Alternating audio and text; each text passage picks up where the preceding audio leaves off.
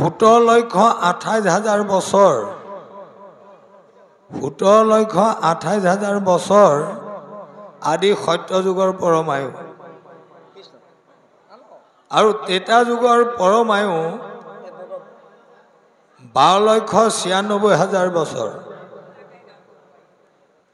দাপৰ যুগৰ পৰমায়ু হ'ল 8,64,000 বছৰ আৰু এতিয়া বৰ্তমান কলি যুগৰ পৰমায়ু হ'ল 4,32,000 তাৰমানে এই কলি যুগটো পাপৰে পৰিপূৰক অধৰ্মৰে পৰিপূৰক অন্যায়ৰে পৰিপূৰক কিন্তু যদিও অন্যায় বা অধৰ্ম কিন্তু শাস্ত্ৰ সমাজে আকৌ কলি যুগক শ্ৰেষ্ঠ স্থান দিছে কিয় শ্ৰেষ্ঠ স্থান দিছে বাৰু সত্য যুগত ধ্যান আৰু ধাৰণা আৰু কষ্টৰ মাধ্যমেদি ঈশ্বৰ প্ৰাপ্তি ঘটিছিল সেইদৰে দাপৰ যুগতো এনেধৰণৰ কষ্ট কৰিবলগীয়া হৈছিল তেতা যুগতো যজ্ঞৰ মাধ্যমেদি বহু কষ্টকৰ মাধ্যমেদি যজ্ঞ কৰি ঈশ্বৰৰ লগত একাত্মা হ'বলগীয়া হৈছিল কিন্তু কলি যুগত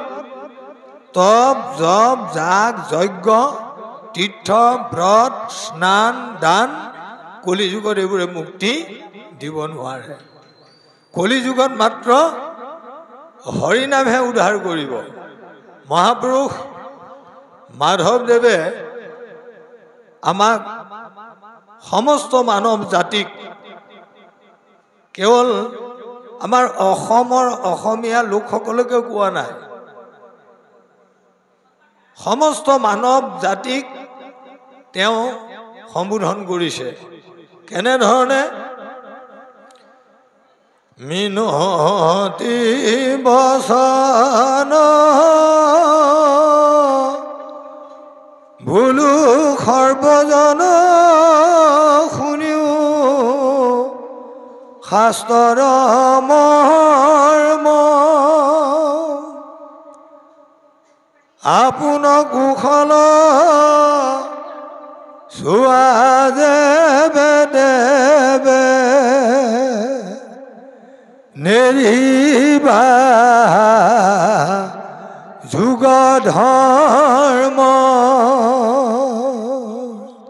তেওঁ সমস্তক মিনতি কৰি কৈছে যে নিজৰ আত্মাৰ কুশল আৰু আত্মাৰ গতিমুক্তিৰ বিষয়ে যদি চিন্তা কৰা কিন্তু যুগ ধৰ্ম নেৰিবা যুগ ধৰ্মটোনো কি আমি সকলোৱে গাইছোঁ একশৰণীয়াও গাইছোঁ বা একশৰণীয়া নোহোৱা সকলেও কিন্তু গাই যায় গাইছে এটা আৰু কৰিছে এটা গাওঁতে একশৰণ গ্ৰহণ নকৰা সকলেও গাইছে কি বুলি সত্য যুগে ধ্যান তেতা যুগে যজ্ঞ দাপৰত পূজা আৰু কলিত হৰি কীৰ্তন বিনাই নাহি গাঁৱৰ দুজা হয়নে বাপ একশৰণীয়া যিসকল হোৱা নাই সেইসকলেও গাইছে কিন্তু গাইছে কিন্তু একশৰণ পালন কৰিছে নে নাই গুৰুজনাই দিয়া সেই নীতি সেই আদৰ্শ পূৰ্ণাংগ ৰূপে পালন কৰিছে নে নাই তাৰপিছত কি কৈছে যে সত্য যুগে ধ্যান তাৰমানে সত্য যুগৰ লোকসকলে ধ্যানৰ দ্বাৰাই ঈশ্বৰক পাইছিল তেতা যুগে যজ্ঞৰ দ্বাৰাই পাইছিল দাপৰ যুগত পূজাৰ দ্বাৰা কিন্তু এতিয়া কলি যুগত হৰিনাম এই হৰিনাম আমি কেনেধৰণে ল'ব লাগিব নাৰদে কৈছে পঞ্চৰাত্ৰ তন্ত্ৰত হৰেৰ নামব্য কেৱলম হৰেৰ নামব্য কেৱলম কলো নাস্তব্য নাস্তব্য নাস্তব্য গতিৰ অন্যথা তাৰমানে ও হৰি নামে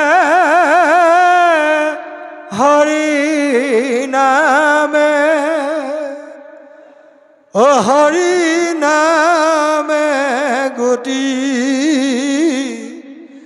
হৰি নামে ভকতৰ কেৱলে ভকতি একমাত্ৰ তাৰমানে বাহিৰে ভিতৰে আমি এটা হ'ব লাগিব দেই। আমি বাহিৰত একশৰণ গ্ৰহণ কৰিছোঁ, ভকতক লগত বহি কাই মাই মনোবাক্যে আমি ঈশ্বৰৰ নাম শুনিছোঁ, নহয়নে বাৰু, গাইছোঁ। কিন্তু যদি চিত্তত কিবা কাৰণত মায়াৰ তাৰণাত পৰি আন দেৱতাৰ সেৱা বা পূজা কৰা হৈছে, তেতিয়াহ'লে সেইজনৰ একশৰণ কিন্তু ভ্ৰষ্ট, সেইজনৰ একশৰণটো ভ্ৰষ্ট। মহাপ্ৰভু মাধৱদেৱে কৈছে, বচনে কেৱলে মাত্ৰ হৰিৰ নাম কলয়,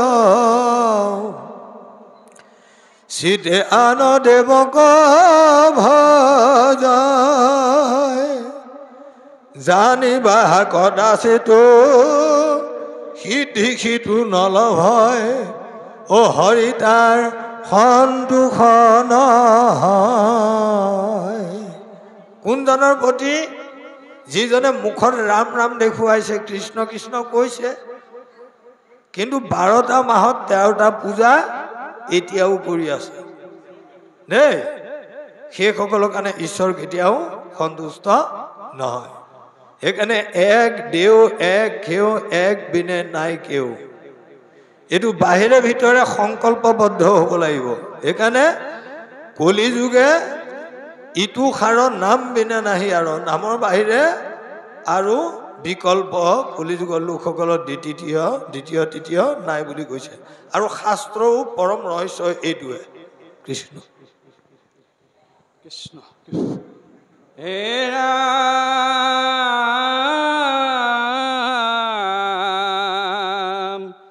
শুক নিগদতি ৰাজা অশুনা মহাশয়, আৰু যেন দেখিল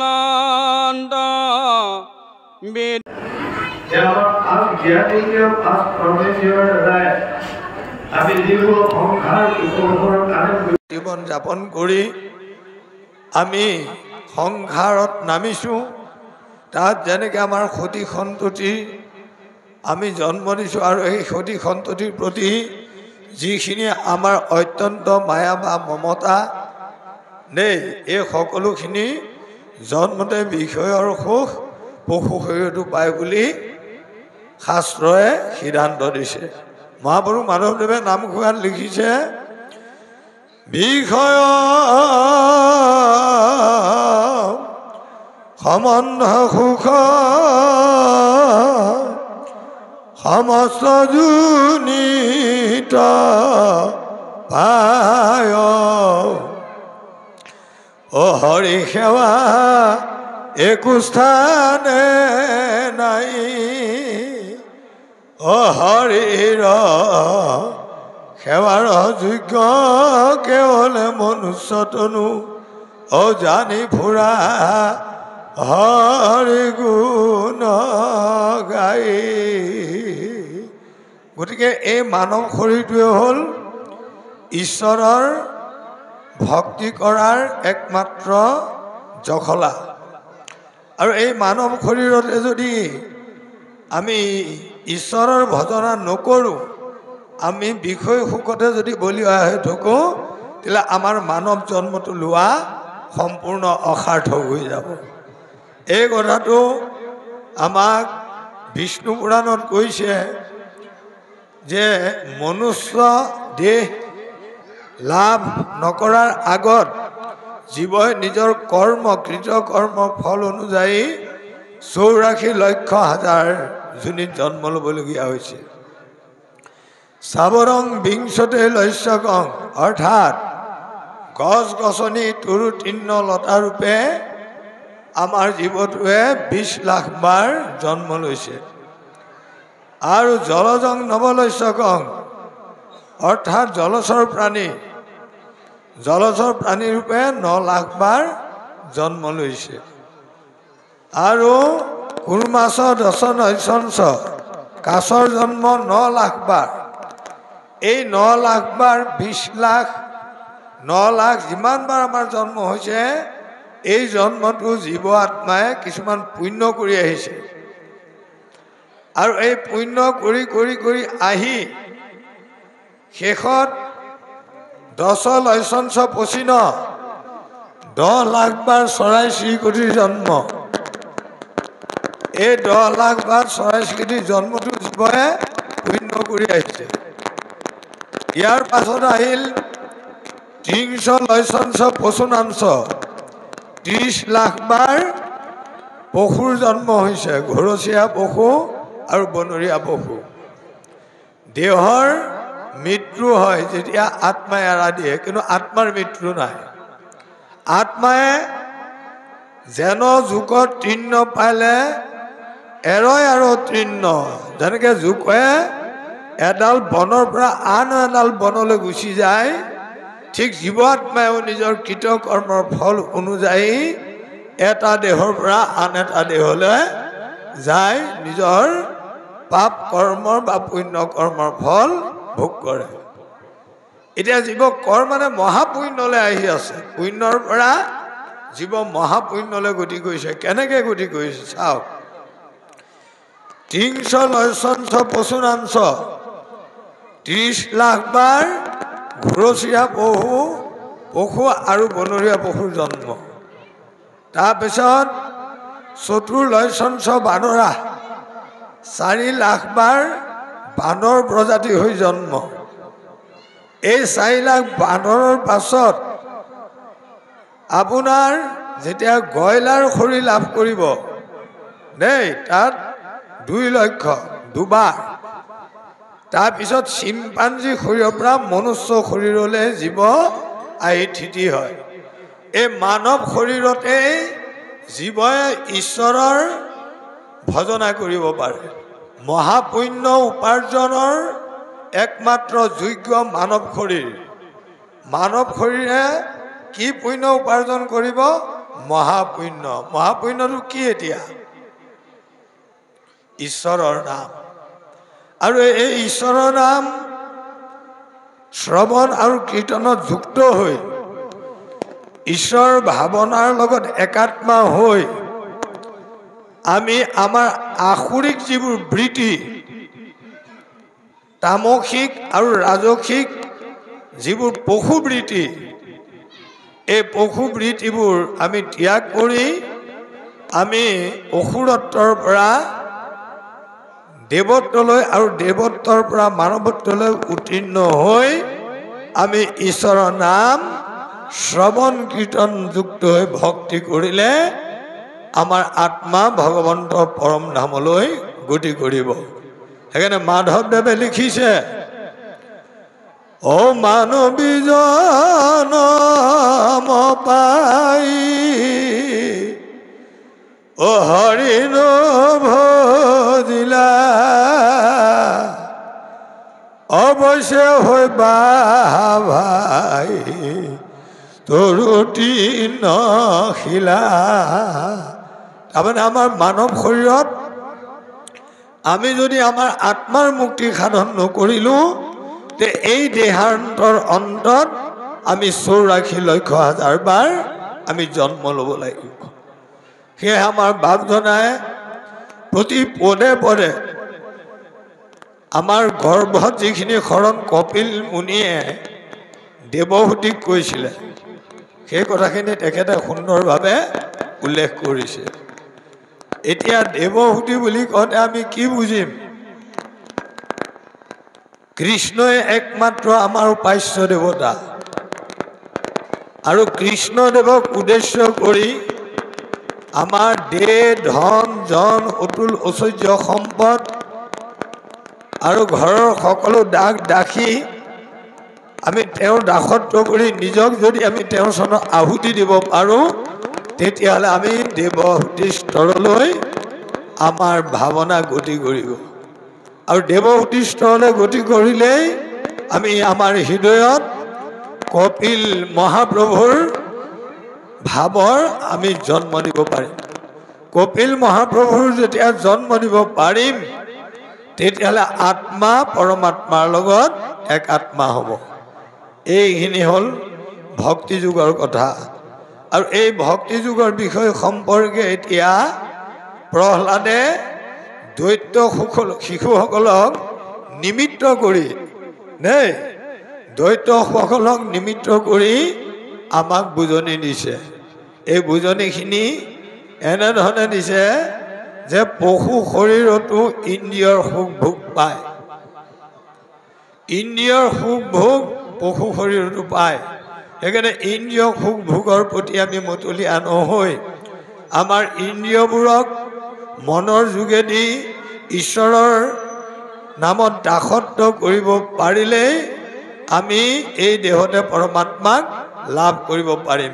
সেইকাৰণে কৈছে শৰীৰ অঞ্চব্য মাত্মান, তাৰমানে শৰীৰটো হ'ল আমাৰ আত্মা। শৰীৰ অঞ্চব্য মাত্মান মত মোৰ আনা মত মোৰ আত্মা মনু ভৱেত, পৰমাত্মা ভৱেত শূন্যং মনু ইয়ত্ৰ বিলিয়তে। তাৰমানে শৰীৰ হ'ল আত্মা, শৰীৰটো হ'ল আত্মা আৰু শৰীৰটোৰ ভিতৰত থকা মনটো হ'ল অন্তৰাত্মা।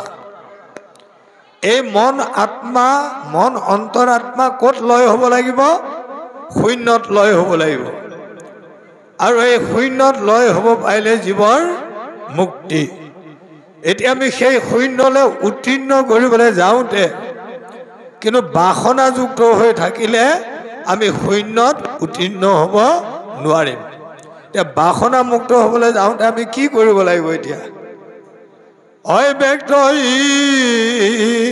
সৰহৰি কিমতে বুজিবা তাংক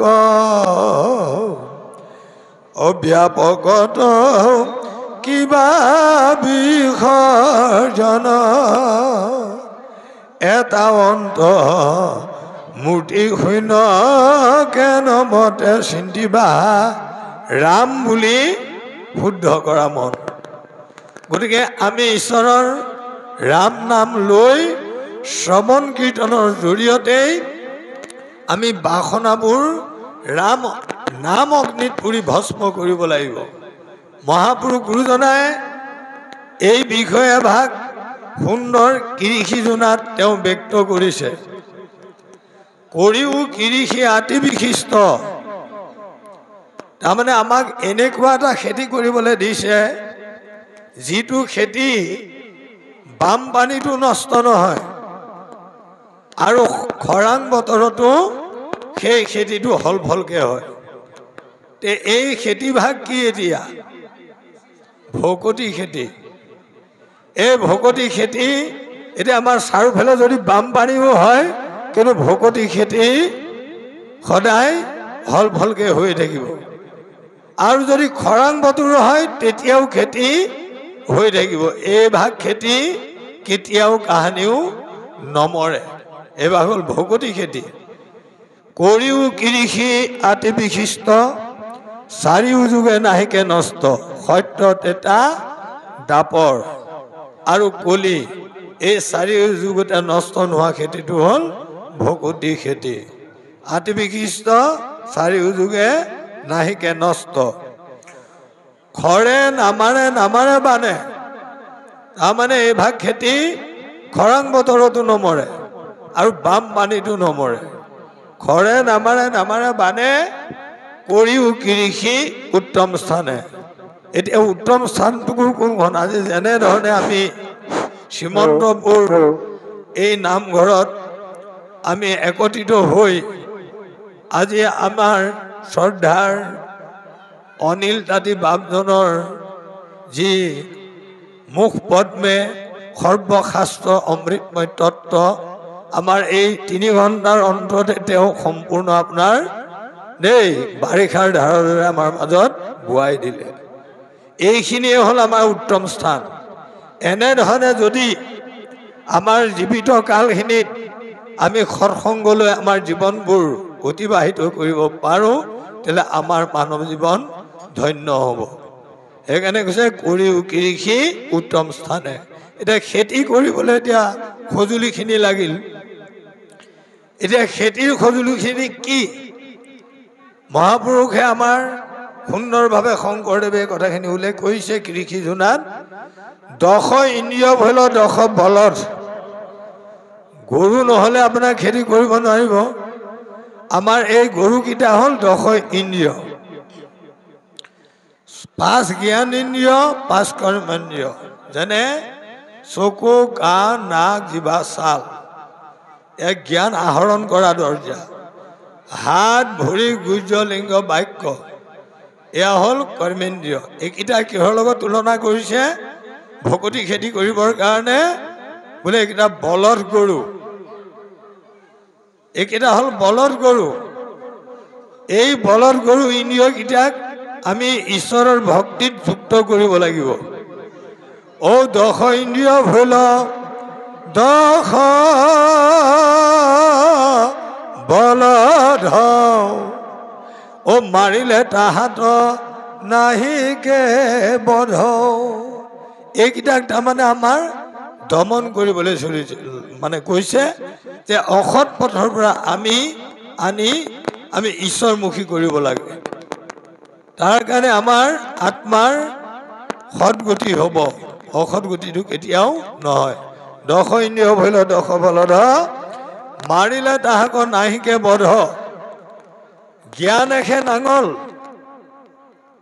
জ্ঞানক কিন্তু নাঙলৰ লগত তুলনা কৰিছে ভগৱত জ্ঞান যিভাগ আমাৰ গুৰুদেউ নাম ভকত 4 বস্তুৰ চৰণত যিখিনি অকৃত্ৰিম আমাৰ ভাৱধাৰা চিন্তাধাৰা এই চিন্তাধাৰা কিহৰ লগত তুলনা কৰিছে জ্ঞানৰ লগত যেনেকৈ নাঙলৰ সহায়ত গৰুৰ সহায়ত আমি মাটি ফালি চাহ কৰি পেলাওঁ হয়নে বাৰু সেইদৰে আমি ভগৱত জ্ঞানৰ দ্বাৰাই আমাৰ হৃদয়খনত থকা কাম ক্ৰোধ লোভ মোহ মদ মাৎসৰ্য বা তামসিক ৰাজসিক গুণবোৰক আমি নিষেধ কৰিব পৰা যায় সেইকাৰণে জ্ঞান এখে নাঙল বুদ্ধিখে ভাল পৰমাৰ্থ এচাৰি ধৰিও ভাল কীৰ্তনে ভকতি কৰিও ভাল শ্ৰদ্ধাখে যুৱলি সত্যখে বল এতিয়া কিছুমান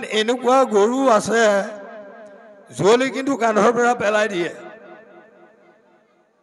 দেই গতিকে আমাৰ মাজত আমাৰ ইন্দ্ৰিয়কেইটা গৰু আৰু এই ইন্দ্ৰিয়ৰূপী গৰুকেইটাই ভগৱন্তৰ চৰণত শ্ৰদ্ধাযুক্ত কিমান হৈছে সেই কথাটো আমাৰ সময়ত ধৰা পৰি যায় যেতিয়া একান্ত মানে বস্তুখিনি শুনি থাকে তেতিয়া বুজা যায় যে তেওঁলোকে যুৱলিখন কান্ধত লৈ আছে সেইকাৰণে শ্ৰদ্ধাক যুৱলিৰ লগত তুলনা কৰিছে শ্ৰদ্ধাখে যুৱলি সত্যখে বল গতিকে এনেধৰণে আমাক সুন্দৰভাৱে কৃষি জোনাত বুজাইছে আকৌ এই খেতিৰ মাজত কোনোবা দিনা গহৰা বন গজে দেই এই গহৰা বনবোৰ কেনেকুৱা জানেনে আমাৰ গ্ৰাম্য কথাবোৰ আমাৰ যিবোৰ বিষয় কথা আমি কৃষ্ণৰ কথা শুনি থকাৰ মুহূৰ্তত আমাৰ দৈনন্দিন জীৱনৰ কথা যেতিয়া আমাৰ মাজত পাতি থকা যায় তেতিয়া এইবোৰ খেতিৰ মাজত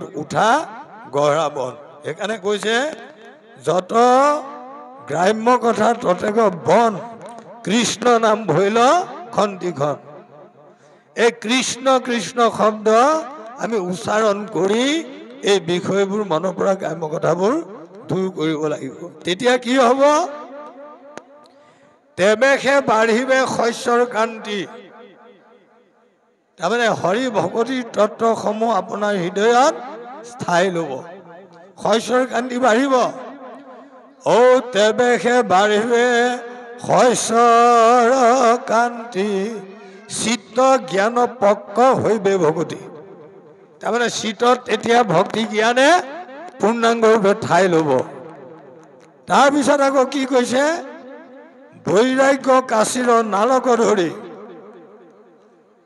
আমাৰ বৈৰাগ্য মানে ত্যাগ ভকতিত আমাৰ ত্যাগ আহিব লাগিব বৈৰাগ্যত পৰে ভাগ্য নাহি প্ৰভুদত্ত পৰে আমি যেতিয়া যিটো অৱস্থাত দুখে পাওঁ সুখে পাওঁ ঈশ্বৰৰ ইচ্ছাত তাতে আমি আনন্দ লাভ কৰিব লাগিব দেই। বৈৰাগ্যত পৰে ভাগ্য নাহি প্ৰভু দত্ত পৰে, সুখৰ নাহি পুৰুষৰ, হৰিবিনে পৰিত্ৰাণ কৰ্তাৰ নাহি জানা, ৰিপু নাহি সংসাৰত বৰ। এই সংসাৰখন আমাৰ পৰম শত্ৰু বুলি কৈছে। আৰু এই সংসাৰত কাম ক্ৰোধ লোভ মোহ মাত মাতচৰ্য, এই হিৰণ্যকশিপু বেলেগকে নাই, এই মুখাই এইবোৰক আদি দৈত্যৰ লগত তুলনা কৰিছে। কিয় যে এইবোৰ জন্মলগ্ন, আমি যেতিয়াই জন্ম ললো তেতিয়াই এইবোৰ লাগি আহিছে। কিন্তু এতিয়া ভক্তিৰ যোগেদি ইয়াক আমি নিশেষ কৰিব লাগিব। প্ৰহ্লাদক আমি জন্ম দিব লাগিব, প্ৰহ্লাদৰ ভাৱনাৰ অন্তৰত জন্ম হ'ব লাগিব, তেতিয়াহে পৰমাত্মাৰ লগত যোগসূত্ৰ হ'ব।